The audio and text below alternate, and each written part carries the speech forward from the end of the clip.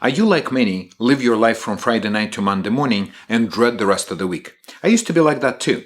In this video, I'm going to share with you one way how you can deal with this feeling and never experience this dread again. My name is Dr. Ruben Gagarin. I'm child and adolescent psychiatrist. And let me begin with this Friday morning. Before I even made to my office, it's like about 100 meters, I heard 3 versions of Thanks God It's Friday. And I appreciate the celebratory mood. I kind of feel uplifted again as well. Everybody's smiling around me and is happy that it is Friday. But see, the thing is that this happy feeling reinforces the dread that happens the rest of the week. So we live from Monday to Friday morning for this feeling of release and relief for the weekend. There are so many templates and scripts kind of associated with it.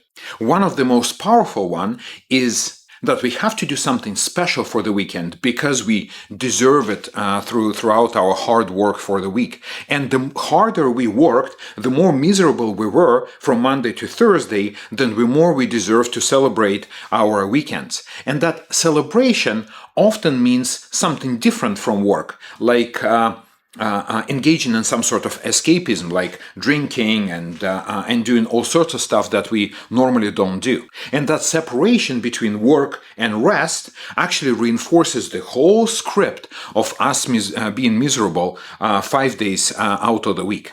So from now on, I refuse to celebrate Fridays. But even before I came to this conclusion, there was one time in my life that I had nearly lethal car accident, and when I woke up in the morning, I realized that I don't want to live my life for work. So at this point, you probably think that I'm going to tell you just, quit your work and then find your purpose and live your life the way you want it. No, not at all. Because as a psychiatrist, I know one thing. You cannot run away from yourself. If you feel miserable at this work, you're going to feel miserable in another work, and believe you're not, probably going to end up feeling miserable on your vacation or retirement. The solution lays within. I'll tell you a different story. So there is this film from 2023 called Perfect Days. I strongly suggest you watch it. The movie is about a Japanese janitor who cleans public toilets. And believe it or not, that is his ikigai. Ikigai is a Japanese word that describes kind of a feeling of life purpose. Not the description of life purpose, but a feeling of it.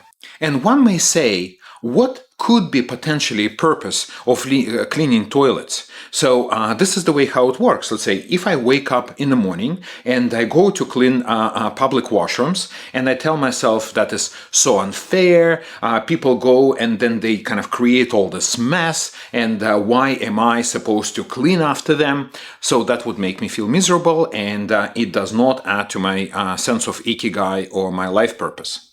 However, if I see it more as a life mission, that I'm bringing cleanness to people, that I actually make life better for those who walk into the washroom after I clean it, so then it actually becomes a royal cause. So this is my mission, fighting the pure evil of messy washrooms. Or maybe my personal value is a transformation, that I like to bring transformation to life. And then I walk into this washroom and it's disgusting and it smells horrible. And then I work on it and I transform it into piece of art, something really beautiful, smelling good and very nice. So it is not even about other people. It's my internal feeling that I transformed a beast into the beauty. So it must be similar feeling to an artist who creates a beautiful sculpture. Like they start with really messy and dirty clay, and then they create a sculpture out of it, or maybe a vase, or a cup, or something like that. And the proof of my point is my most recent vacation. My wife and I, we went to an all-inclusive resort. It was all beautiful, and everybody was like drinking and celebrating and relaxing on the beach. And so we did too. But also the most pleasurable and meaningful thing we did was we actually read some self-improvement books. We discussed about our future, and actually that gave eventually rise to our Clara's Arc project. So what I hope you can do is join me this Friday, and instead of engaging in usual escapism, try to pick up a pen, head to my website, clarasarc.com, download a welcome kit, and start writing something about your values. And even if you don't go on a website, just pick up a pen and paper and try to write what you think about your personal values. Most common answer is something like my friends or my family, but go deeper. Ask yourself, what is it about families and friends, or like other things that comes to your mind, make this experience more meaningful. For example, if that janitor says value of my life is public washrooms, that would not make any sense, right?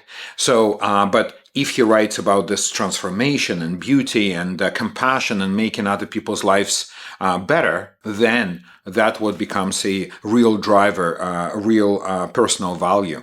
And even if you pick up a pen and a paper, and like me just a year ago, never had experience of writing in a journal, that's fine. That is probably part of your resistance. You can just put it down. There is really no pressure. But instead of, again, escaping, pick up a really good fiction book. If you don't know which fiction book to pick up, leave a comment. Let me know what you would like to explore, and I'll find one for you. But either way, spend this weekend instead of escaping work, for yourself, finding yourself, studying who you really are, and that can open the door moving forward. And what is the most important thing is that this sense of purpose is portable. It doesn't matter if you work in a hospital or a factory, you cleaning washrooms or treating patients. So you can take that sense of purpose and meaning with you. And I hope we'll keep in touch. And if you like this video, subscribe and come back for more. Bye-bye.